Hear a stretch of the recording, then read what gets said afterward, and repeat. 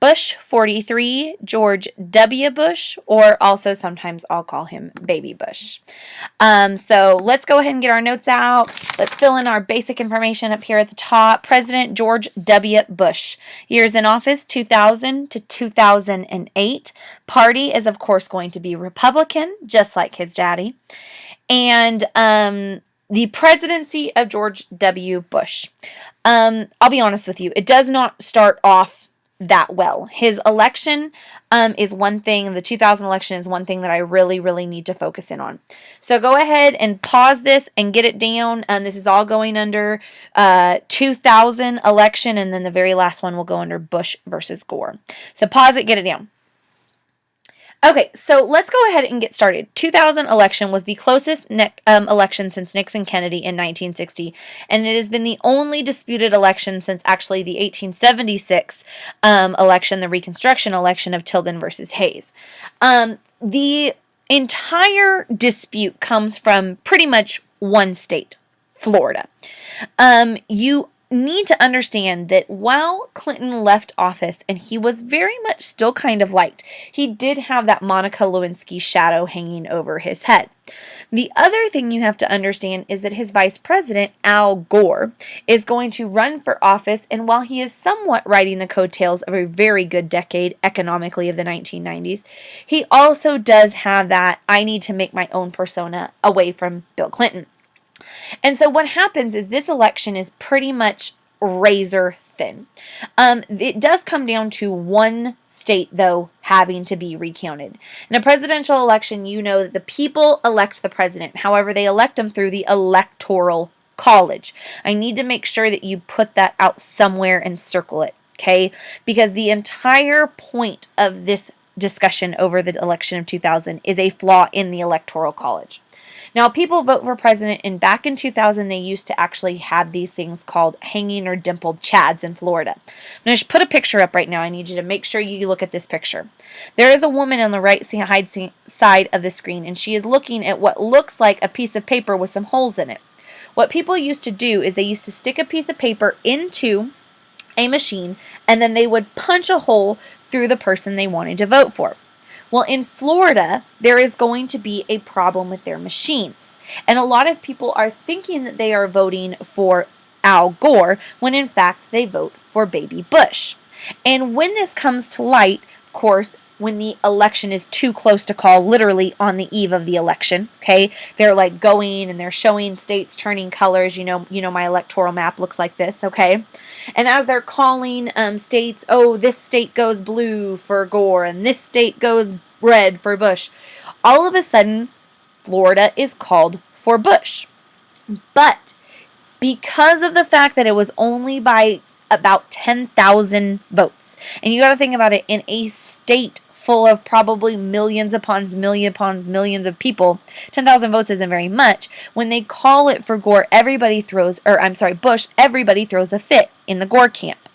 And all of a sudden they take and they're like, never mind, Florida isn't for Bush. And then they're like, it's undecided. And it even goes into, and I remember sitting in the Amarillo High School cafeteria the morning after this election, and people were kids, high schoolers, they were all discussing, is it going to be Gore? Is it going to be Bush? Is it going to be Gore? They didn't have an answer. Take a look at this right here. The popular vote, meaning the numerical vote. Red is Bush, 50,455,156. The blue is Gore, 50,992,335. Who won the popular vote? Al Gore. But because of Florida and all of a sudden these dimpled chads, who won the Electoral College? Baby Bush. And so what ends up happening, I'm going to go back to this original one right here, is Bush and Gore have to go to the Supreme Court of the United States to get a ruling on whether we should stop the recount in Florida. And the other interesting thing is that Baby Bush's brother, by the way, was the governor of Florida at this time. So a lot of people were a little worried about nepotism, kind of stuff like that. So this recount goes on for at least a month. And it ends up into the Supreme Court, Bush versus Gore, 2000. And the Supreme Court votes, and this is where it gets a little bit hinky here, because they vote by party line. Whoever nominated them, president nominated them to the Supreme Court, they vote for that party. And so all of the Republican appointed justices say Bush needs to stop the recount or to win. And then all of the Supreme Court justices have been nominated for it by a Democrat said, okay, this is not exactly how it should go. We need to make sure the recount is done. But here's the deal. There were 5 Republican appointees and 4 Democratic. So because the Supreme Court was publicized and politicalized, basically, I don't even know if that's a word, politicalized, they are going to have a massive problem. And this entire month, and here's that Newsweek, look at this Newsweek right here. Because of that month that they have no idea who the winner is, they have a massive flaw in the Electoral College in the election of 2000. Eventually, the Supreme Court rules that they need to stop the recount, that Baby Bush is the President of the United States. He will take the Oval Office. He will take the oath. But I will tell you that he cannot walk down Pennsylvania Avenue for a parade. There's eggs being thrown at him, poor guy. He can't do anything because he did not technically get the people's support. Technically, by some 500,000 votes, Gore was the winner. But I want you to remember this. The president is not picked directly by the people. The people pick electors from the Electoral College that then pick the president. And to add insult to injury, the person who reads the winner of the Electoral College was the president of the Senate, which is the vice president of the United States, which guess who had to read that? Al Gore. So a little bit of a tough time. The results of the 2000 election by voting precinct, you can see, obviously, you have a lot of Democratic areas in a very highly dense populated area. But look at that state of Florida right there. It is very, very even. And a lot of people think that technically Gore should have probably won it if there hadn't been that little problem with the voting. But you know what? The Supreme Court decided it's over. So the next thing we got to do, and I'm going to try and keep this under 15 minutes, is talk about the War on Terror. So flip it over, foreign. War on Terror. I don't think I'm going to need to teach you very much on this. Y'all probably still remember it. September 11th, 2001, terrorist attacks by fundamentalist Al-Qaeda, you need to circle Al-Qaeda, led to the invasion of Afghanistan and the hunt for Osama bin Laden. I don't need to talk to you guys about 9/11. You know it. One of the scariest days in my memory. I was a freshman in high school. I remember somebody coming in to my actually typing class. Isn't that weird? I feel like I'm ancient saying that. Coming into my typing class and saying somebody bombed some building in New York City. And I was like, what? Then all of a sudden we found out that it was these pictures. Al-Qaeda, under the instruction of Osama bin Laden, had hijacked planes, flew 2 planes into the Twin Towers, 1 plane into the Pentagon, and there was 1 plane more than likely on its way to the Capitol or the White House that would be taken down by the passengers. Man, you want to talk about some heroes in Pennsylvania. So you have 9/11. You guys know that. Here's a little quiz yourself. You might want to pause it, see if you can figure it out. I bet you know this. But I need you to make sure you understand something. Invasion of Afghanistan, circle it. Afghanistan. A lot of people think it's Iraq. Afghanistan was the first step on the War on Terror. Now, let's talk about Iraq. Iraq, pause this, get it down. The invasion of Iraq in 2003 was to remove Saddam Hussein. Wait a second. Hold on. Have we talked about this guy before? I think we've talked about Saddam Hussein. Oh, that's right. Daddy Bush fought him in the Persian Gulf War when Saddam Hussein had invaded Kuwait, and then Daddy Bush decided, no, this isn't going to work for me, Operation Desert Storm, but he left Saddam Hussein in power. Well, Baby Bush comes into office, and he says that there is too much evil going on in the world, and he said not only is Afghanistan a threat because of terrorism, but there is an axis of evil consisting of North Korea, Iran, and Iraq. Hussein was supposedly, and I really do think he was, using weapons of mass destruction, possibly even chemical agents on his own people. And he was hoarding a lot of oil reserves and access to that oil from the United States of America. So what Baby Bush decides to do is invade Iraq. Did the U.S. do the right thing going to war with Iraq? Take a look at this right here.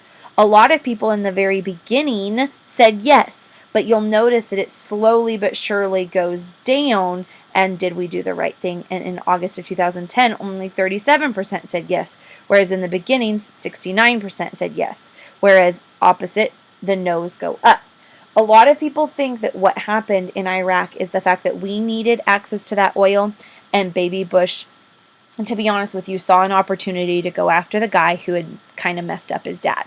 So with that, I do think Saddam Hussein needed to be taken out of power. However, I will say that Congress gave Baby Bush the permission to go into Iraq under the War Powers Act. So guess what? Whether he was right or wrong doesn't matter. He had the right and he had the power to. That's the war in Iraq. Different than the war in Afghanistan. Are we clear on that? Now, this war on terror is going to take a lot. Ooh, you might want to pause that. That's a good EOC question. See if you can, maybe I'll put on a quiz. This war on terror is going to be massively important in this decade. Global terrorist strikes 1998 to 2007. Take a look at this map up here. There's nothing you need to write. Just look. And I'm serious. Look at this. If you guys are paying attention to these notes, you're going to know this stuff. If you're not, you're not. You got to plug in. You'll notice that all of these, bombing in Cairo, bombing in Madrid, bombing in London, bombing in Istanbul, bombing in, oh my gosh, all of these places that are being bombed, and they're being bombed 2003, 2005, 2005, 2003, 2004, all in the same exact time period. Are we clear? The war on terror picks up after 9/11. In fact, 9/11, 2001 was almost the opening act of the war on terror, although you and I both know that there was a bombing in 1993 of the World Trade Organization, and there was the bombing of the USS Cole. It's been coming, but with that, it now blows up in Baby Bush's face. There is one law you have to know about to make sure you understand this foreign policy. Pause this, get it down, the U.S. Patriot Act.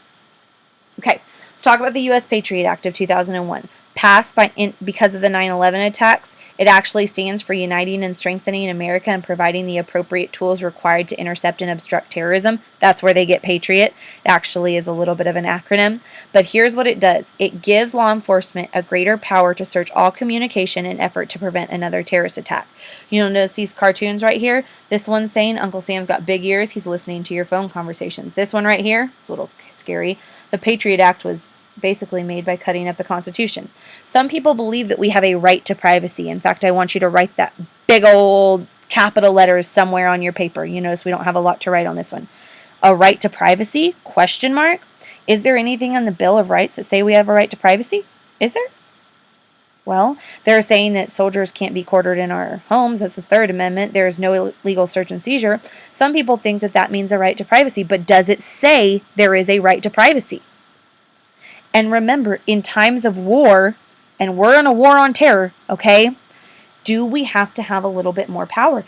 The government has said so with Korematsu versus United States, Japanese internment, with the Espionage Act, with Schneck versus United States, back when Lincoln suspended the writ of habeas corpus. Sometimes during war, the government needs more power. So can they listen to my phone calls, my emails, my texts, my social media? If I'm texting Osama bin Laden and saying, hey, I'm going to pick up a plane, I'll be there in 20, we might have a problem. But I don't text that stuff. The only texts I have are with my mother, and if you want to read those texts, you're more than welcome to. Sometimes she bugs me a little bit, okay? So is it okay? It's a big question. The U.S. Patriot Act is questionable, but you need to know about it. Now flip it over. Let's finish out domestic. Let me see if I can do this in a minute. All right, Hurricane Katrina. Pause this. Get it down.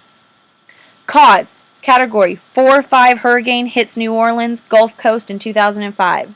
The effect, the levees were not built to withstand that major impact. So 1,800 lives are lost, 1 million people are displaced. New Orleans is basically flooded and almost destroyed, and there is over $100 billion in damage. Hurricane Katrina was one of the biggest hurricanes to hit landfall, category almost 5. And when it hits the levees, which are these seawalls right here in New Orleans, the levees actually bust because of the impact, and all of the water comes rushing into New Orleans because it was below sea level.